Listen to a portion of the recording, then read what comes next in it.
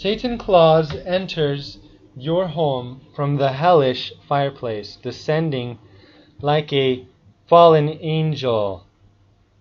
The Bible says it is only a thief who enters not by the front, and a bad man winks. A naughty person, a wicked man, walketh with a froward mouth. He winketh with his eyes, he speaketh with his feet, he teacheth with his fingers, like masons with their hand gestures and stuff. Frowardness is in his heart, he deviseth mischief continually, he soweth discord. Therefore shall his calamity come suddenly. Suddenly shall he be broken, without remedy. He that walketh uprightly walketh surely, but he that perverteth his way shall be known. He that winketh with the eye causeth sorrow, but a prating fool shall fall. Verily, verily, I say unto you, he that entereth not by the door into the sheepfold, but climbeth up some other way, the same is a thief and a robber. But he that entereth in by the door is the shepherd of the sheep. Children are taught to pray to Satan Claus, so that he will grant them their materialistic wishes, which is a parallel and match to how people are to sell their souls to Satan in order to get material wishes fulfilled. So once again, more corroborative evidence for Christmas being satanic and Santa Claus being a representation of Satan. In Österreich, Krampus, Satan Claus's demonic friend, the Teufel, is still celebrated by ignorant people / fools. You can't get more obviously satanic than this. And it's pretty clear that Nicholas wasn't a saint. Now, look how disgusting this world is. That Satan is promoted and celebrated out in the open, and people are so blind that they don't see it for what it is. It's so obviously Satan. And look how you corrupt your children and mislead them from as soon as they're able to be misled. This world is disgusting. No one wants the truth. God hates this world. This world is shit because you hate God. So God hates you. Mankind in general. In college, I had stopped going to churches because they practice pagan crap like satanic anti-Christmas. Halloween is a more obviously satanic unholy day some churches celebrate. Joel Osteen Ministries logo as below so above.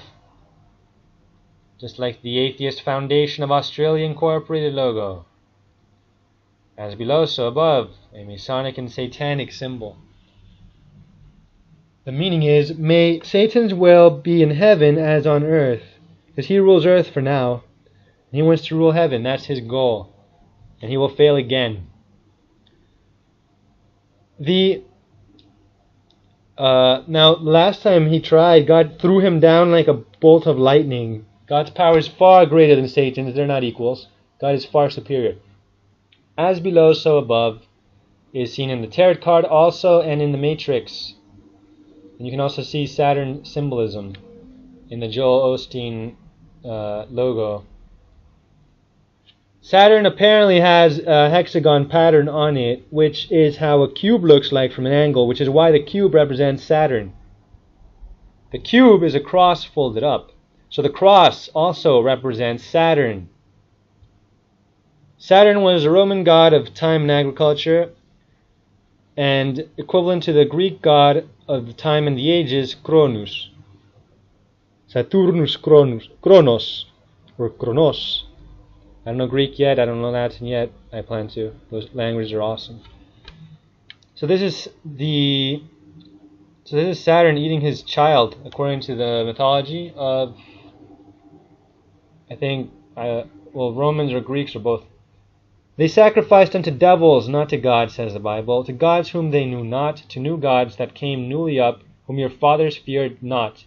So, those gods of pagans like Romans, etc., they are devils, treated as gods and given a mask of dignity in some cases, as if they were decent beings, but they're devils.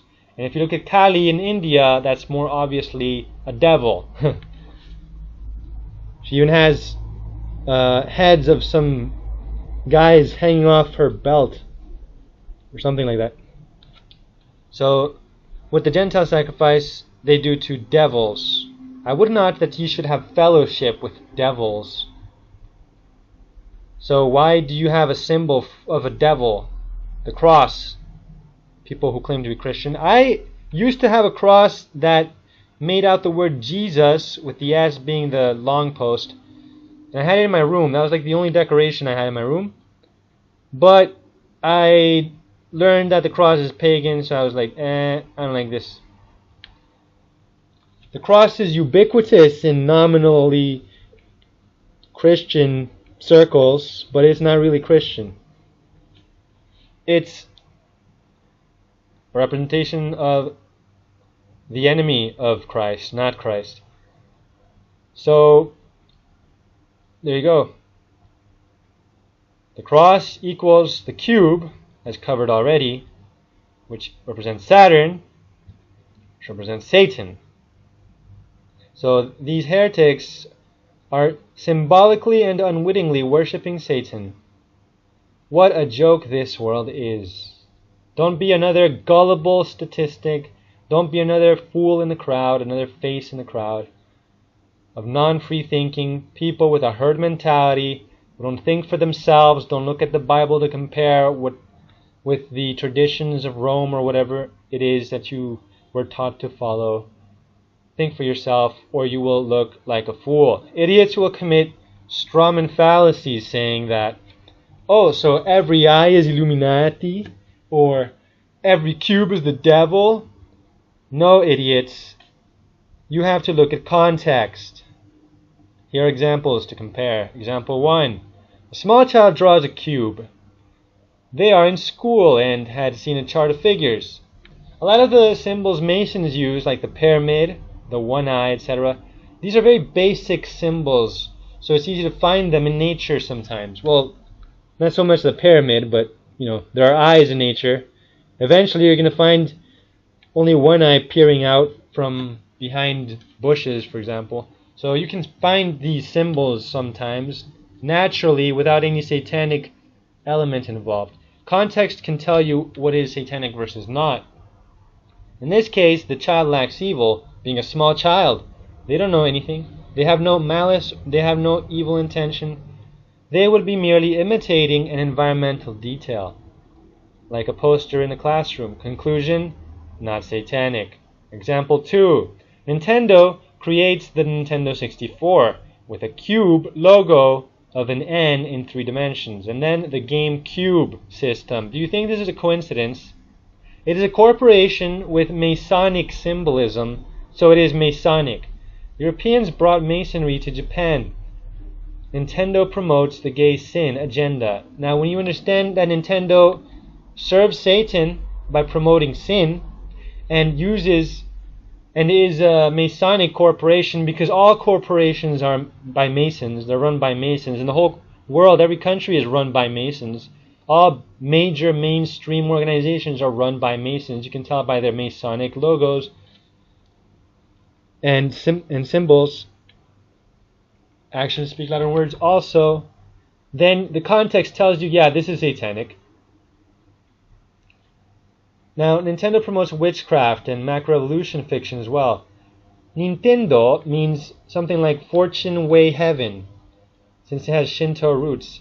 Shintoism is obviously demonic. A lot of their gods even look like caricatures of demons. And in anime, which if you have been living under a rock is Japanese-style cartoons, the popular type, you have a lot of demonic figures in video games and movies. It's riddled, it's teeming with demons like in Yu Yu Hakusho. It's obviously satanic through and through. The conclusion is obvious about Nintendo's cubes. Satanic. The cross equals a cube, equals Saturn, equals Satan. Avoid this idolatry. Avoid this nonsense. God forbids making an image of anything. A cross is an image. Don't make images. God is spirit, and He wants you to worship in spirit and in truth. You don't need an image to worship God. Don't be like the pagans who always have to resort to visible things. They unwittingly worship Satan symbolically. I used to have a cross, as I covered. I repented. Baptists do this idolatry. They bash Catholicism for its idolatry, but they also have an idol, just not as many as the Catholics. And do you know why Catholicism has so much success historically in India? Because there's not much of a difference between Roman Catholicism and Hinduism. They're both utterly idolatrous. They're both into statues and bowing to them and that kind of thing.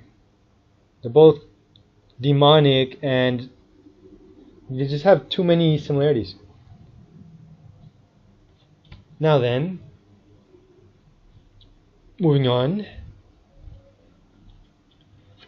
When you know the truth, you see just how much of a farce history is and people's points of view are, because they're the views of blind people. They don't have views. They don't think for themselves. Hebrew script is the opposite of Egyptian hieroglyphs or hieroglyphics, in that the latter are pictures of beings and items or ideas, whereas Hebrew is sounds, which together can represent an idea of whatever.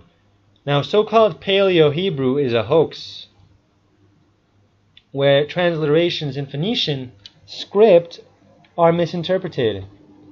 Saying that Paleo-Hebrew is an ancient Hebrew script is like saying that the words kamikaze are in modern Japanese script. It's just a transliteration.